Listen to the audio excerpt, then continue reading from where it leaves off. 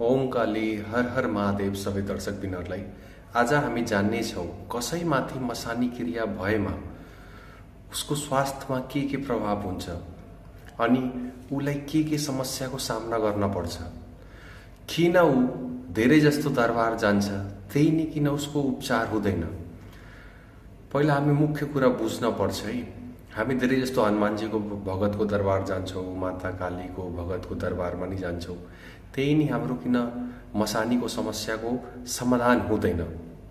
सबैभन्दा पहिला माता मसानी देव शक्तिका हुनको कारणले नि यो भगतहरूले कहिले नि माता मसानीलाई बलको प्रयोगले कहिले नि हटाउन सक्दैनन्।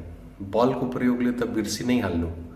माता मसानीसँग यति सामर्थ्य छ, अगर कसै दरबार चौकी चलाएका व्यक्तिहरूले उहाँहरूसँग जोड जबरजस्ती गर्या भने माताले तिनीहरूको दरबार नै बाँधिदिन्छन्। उनीहरूले केही हेर्नै सक्दैनन् बिरामीहरूलाई। माता मसानी एकदमै विशाल शक्ति हो।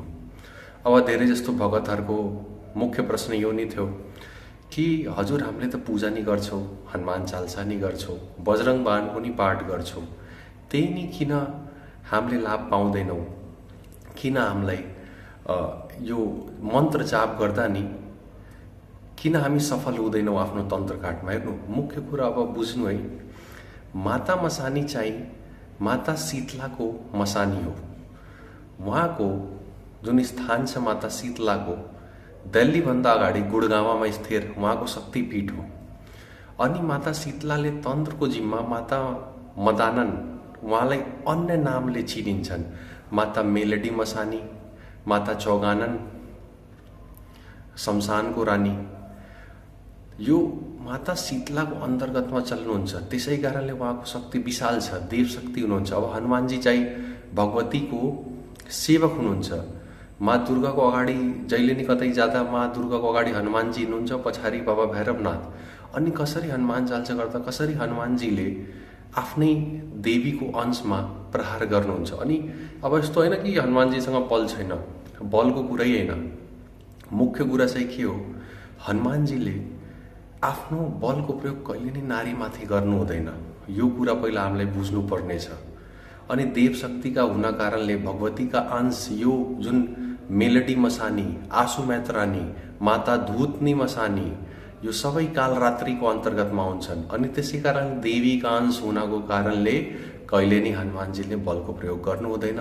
हजुर त्यसै कारणले सफल हुनु हुँदैन।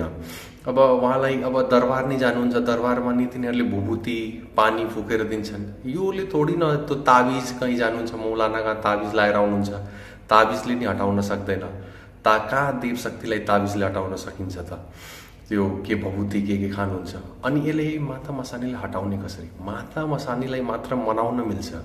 देव शक्तिका हुनको कारणले बलको प्रयोग त बिर्सि नै हाल्नु। अब उहाँलाई कसले हटाउन सक्छ? सिद्ध योगी, अघोरी, जसलाई तन्त्र मन्त्रको ज्ञान छ, जसको गुरुमा सामर्थ्य छ।